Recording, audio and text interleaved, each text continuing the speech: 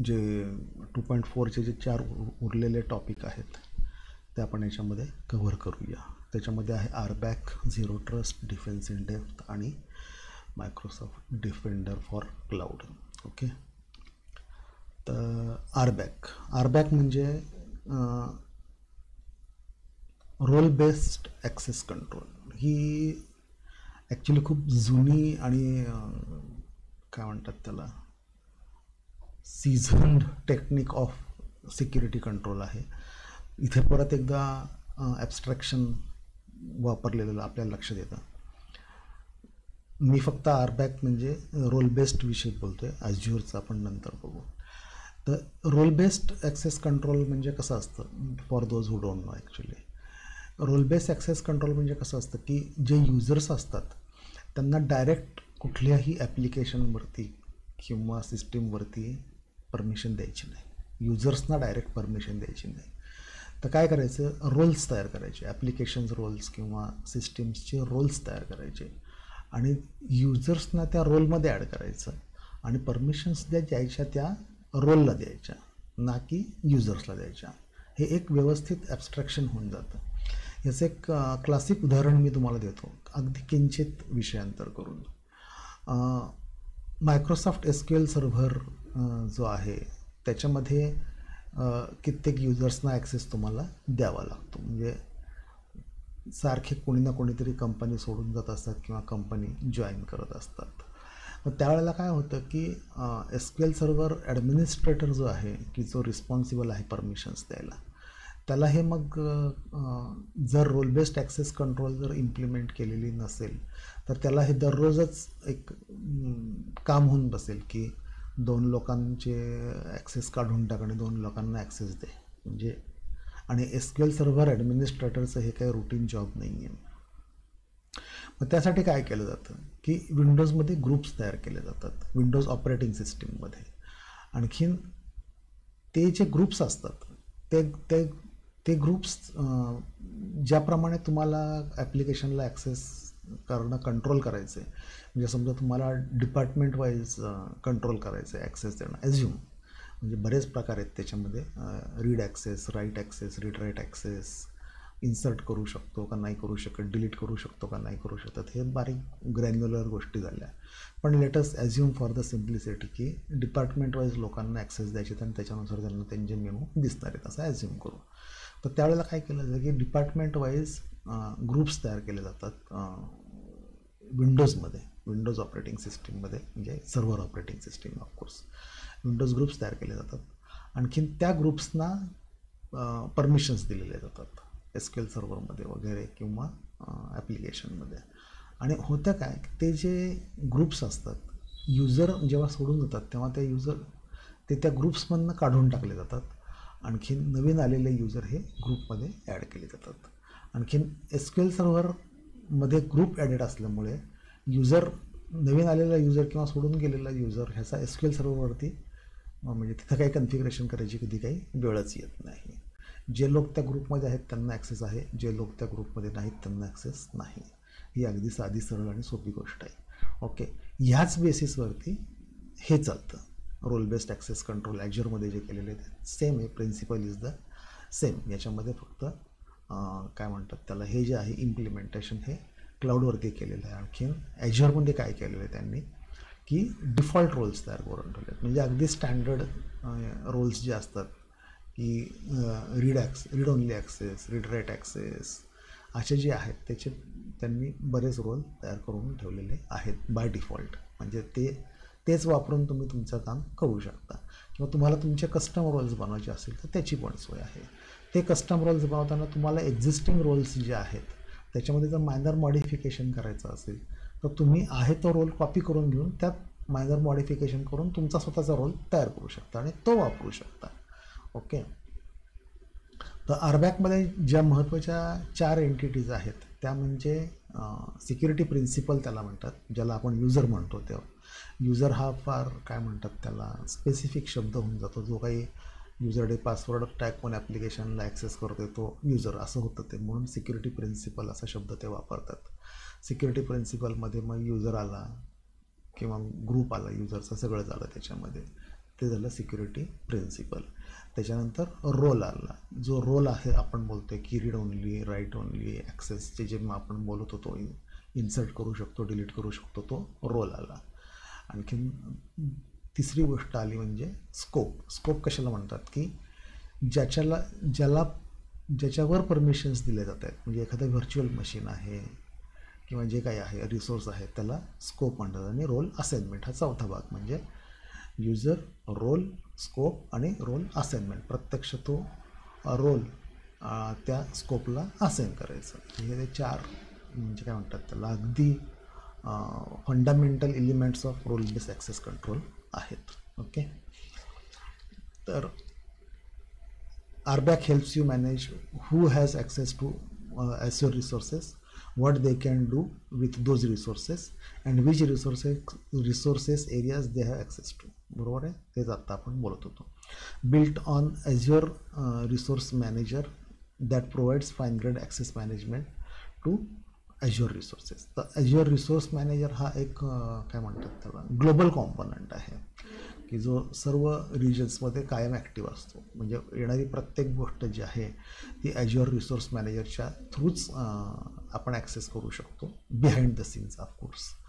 तर म्हणून येणारी रिक्वेस्ट आणखीन जे काही आहे तो युजर कुठल्या का रिजनमध्ये असेना आणि रिसोर्स कुठल्या का रिजनमध्ये असेना, Azure रिसोर्स मॅनेजर हा ग्लोबल कॉम्पोनंट असल्यामुळं तोच पहिल्यांदा इंटरसेप्ट करतो, ॲक्सेस आहे का नाही, द्यायचा का नाही, किंवा काय लेवलचा ॲक्सेस द्यायचा ते डिटर्मिन करतो, आणखीन त्यानुसार तो ॲक्सेस देतो. ओके. त्याच्यानंतर एक्सटर्नल आयडेंटिटीज आणि गेस्ट ॲक्सेस हे कॉम्प्लिमेंटरीच आहे actually. Azure AD external entities refers to all the ways you can securely interact with users outside of your organization. And guest users is seen from other angle. Guest users sign into your apps and services with their own work, school or social identities. तर जे आपलं पारंपरिक eddy होतं Windows domain कंट्रोलरवरती असलेलं active directory, classical active directory ज्याला आपण म्हणू शकतो आता, ते जे होतं त्याच्यामध्ये बाहेरचे युजर असण्याची काही शक्यता नव्हती, कारण काही मार्गच नव्हता कन्फिगर करण्यासाठी. तसं आता क्लाउडला नाही आहे. क्लाउड हे तुम्हाला म्हटलं त्याप्रमाणे एक तर ती ॲक्टिव्ह डिरेक्टरी नाहीच आहे, it is just a collection of user identities. आणि त्यामुळे ते because it is just a collection of user identities, त्या आयडेंटिटीज कुठल्या आहेत याला काही बंधन नाही आहे. त्या एकाच कंपनीतले लोक असले पाहिजेत असं काही नाही आहे. फॉर एक्झाम्पल तुम्ही तुमचे Azure सबस्क्रिप्शन जे आहे ते गुगल अकाउंट वापरूनसुद्धा मॅनेज करू शकतात, दॅट काइंड ऑफ थिंग. तर कुठल्या एंटिटीला ॲक्सेस द्यायचा ही गोष्ट जी आहे ती आता काय डोमेनपुरती रिलेटेड राहिलेली नाही आहे.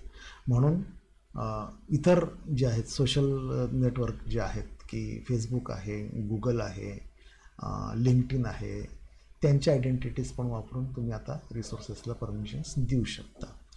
गेस्ट युजर्समध्ये सेमच गोष्ट आहे, फक्त त्यात एक मायनर चेंज असा आहे की गेस्ट युजर्समध्ये असंही एक आता करता येऊ शकतं की त्या व्यक्तीला काही वेळापुरता जर तुम्हाला ॲक्सेस द्यायचा असेल तर तुम्ही गेस्ट युजर कन्फिगर करू शकता. आणखीन त्याच्या काय म्हणतात त्याला ईमेल ॲड्रेसवरती किंवा मोबाईल फोनवरती तुम्ही वन टाईम ॲक्सेस कोड पाठवू शकता. तेवढा तो टाकला की तुम्ही त्याला तात्पुरता ॲक्सेस देऊ शकता. That is also possible. Okay. तर बेसिकली हे उपयोगी कुठं पडतं तर B2B सिनेरिओज जे असतात की if you want to collaborate with partners, distributors, suppliers, vendors, you can share your resources. मागच्या म्हणजे क्लाउड आयडेंटिटी मॅनेजमेंट किंवा हे जे ऑनलाईन आयडेंटिटी मॅनेजमेंट प्लॅटफॉर्म्स जेव्हा नव्हते त्यावेळेला असे ॲक्सेस देणं थोडं अवघड असायचं, ते आता सोपं झालेलं आहे. ओके. त्याच्यानंतर झिरो ट्रस्ट. झिरो ट्रस्ट हे काही प्रॉडक्ट वगैरे नाही आहे, इट जस्ट अ कन्सेप्ट अशी आहे की पारंपरिक क्लाउडच्या अगोदरचे जे पारंपरिक सेटअप होते कंपन्यांमध्ये त्यावेळेला काय व्हायचं की एखादा user I D password enter करून फायरवॉलच्या आतमध्ये एकदा गेला की तो ट्रस्टेड असं समजून चाललं जायचं. आणखीन आतमध्ये गेल्यानंतर परत त्याची आयडेंटिटी आणखीन एक काही परत चेक केलं जायचं नाही. पण आता झिरो ट्रस्टच्या ह्याच्यामध्ये कसं झालं आहे की असं कुणावरच कधीच विश्वास ठेवायचा नाही, म्हणजे बाय डिफॉल्ट अविश्वास ही मेथोडॉलॉजी त्याच्यामध्ये आता त्यांनी इम्प्लिमेंट केलेली आहे. त्याचं कारण काय की आपण मागच्या स्लाईडमध्ये बघितलं त्याप्रमाणे तुमच्या ज्या आयडेंटिटीज आहेत त्या आता तुमच्या कंट्रोलमध्ये नाही आहेत. कुठली आयडेंटिटी आहे तुम्हालाच माहीत नाही आहे, म्हणून ती आयडेंटिटी प्रत्येक रिसोर्स ॲक्सेस करताना व्हेरीफाय करणं, आणखीन त्याच्यानंतरच त्याला ॲक्सेस देणं हे काम करावं लागतं. म्हणून त्याला झिरो ट्रस्ट कन्सेप्ट म्हणतात सिक्युरिटीमध्ये. तर instead of assuming everything is behind the corporate firewall is safe, उलटं करायचं. The zero trust model assumes breach and verifies is request as though it originate from the open network. Simple गोष्ट आहे की आलेली प्रत्येक रिक्वेस्ट ही ब्रीचच आहे असं समजायचं, आणि त्याच्यानंतर ते चेक करायचं त्याची आयडेंटिटी आणखीन हे, आणि त्याला ॲक्सेस असेल तर द्यायचं नाही तर द्यायचा नाही, असं प्रत्येक ॲक्सेसच्या वेळेला करायचं. Okay, regardless of where the request originates or what resources it accesses. Zero trust teaches us that never trust, always verify. हेच आता मी बोललो होतो की बाय डिफॉल्ट विश्वास ठेवायचा नाही हेच तत्व. आणखीन त्याच्यानंतर जर एस्टॅब्लिश झालं की ॲक्सेस आहे तर द्यायचा, नाही तर द्यायचा नाही. Default is no. Okay, which is always a safe approach actually.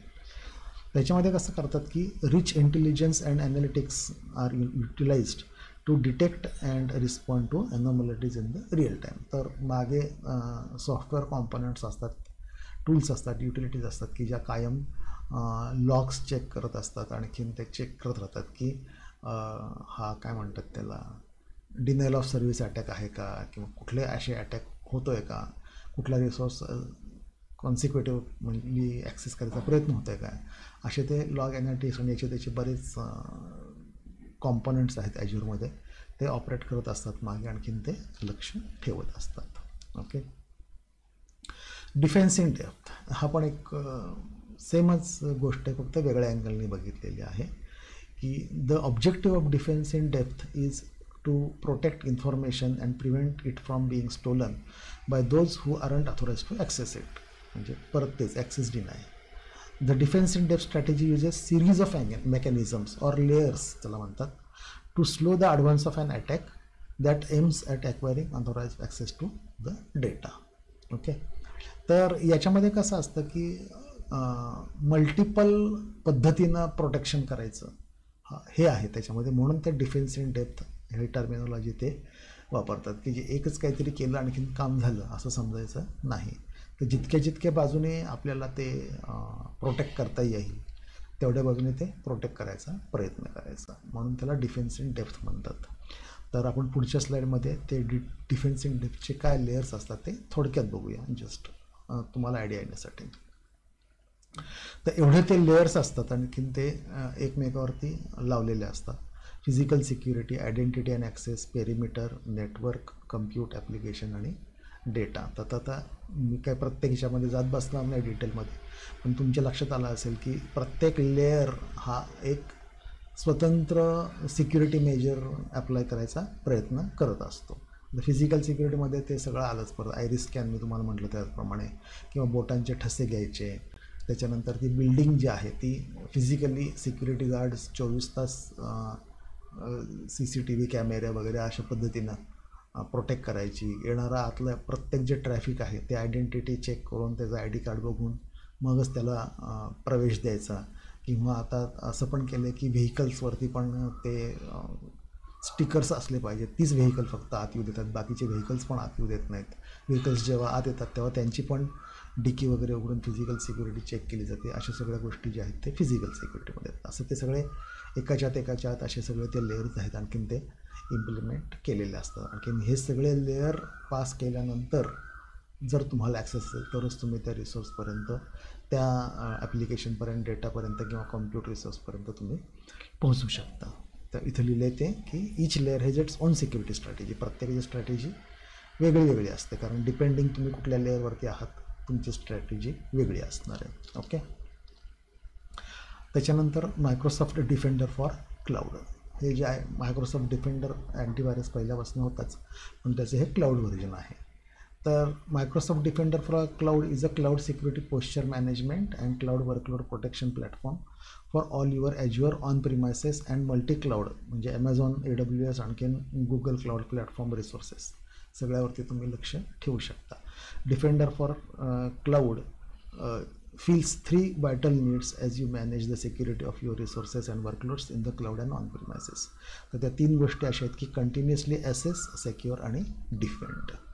तर ते बॅकग्राऊंडला त्याचे प्रोसेसेस रन होत असतात, आणखीन त्या चेक करत असतात की काही इंट्रुजन आहे का. आणखीन हे एक प्रॉडक्ट आहे. आणखीन इतर जे क्लाउड प्रोव्हायडर्स आहेत, AWS म्हणा किंवा गुगल क्लाउड प्लॅटफॉर्म म्हणा, त्याच्यामध्ये मायक्रोसॉफ्ट आर्क किंवा अकाउंट तुम्हाला लिंक करता येतं ॲज्युअर सबस्क्रिप्शनबरोबर. ते जर लिंक केलेलं असेल तर ते त्याच्या थ्रू ते चेक करतात की तुमचे जर रिसोर्सेस दुसऱ्या कुठल्या क्लाउड प्लॅटफॉर्मवरती असतील तर ते पण प्रोटेक्टेड आहेत का नाहीत. ओके, तर असं ते. आणि हे वेगळ्या वेगळ्या प्रॉडक्टसाठी क्लाउड प्रॉडक्ट आहे. म्हणजे क्लाउड डिफेंडर फॉर काय म्हणतात, Microsoft Defender for cloud for SQL server, for Windows server, असे ते वेगळे त्याचे फ्लेवर आहेत. आणखीन ते फ्लेवर्स तुम्हाला सबस्क्रिप्शननुसार तुम्हाला ते इम्प्लिमेंट करता येऊ शकतात. ओके, त्याच्यामध्ये आपण ते सगळे सिक्युरिटी रिलेटेड, आणखीन आयडेंटिटी आणि ॲक्सेस रिलेटेड जे टॉपिक आहेत ते 2.4मध्ये आपण बघत होतो. त्यातले टोटल 8 टॉपिक होते. 4 आपण मागच्या व्हिडिओमध्ये बघितले, उरलेले 4 आपण या व्हिडिओमध्ये बघितलेले आहेत.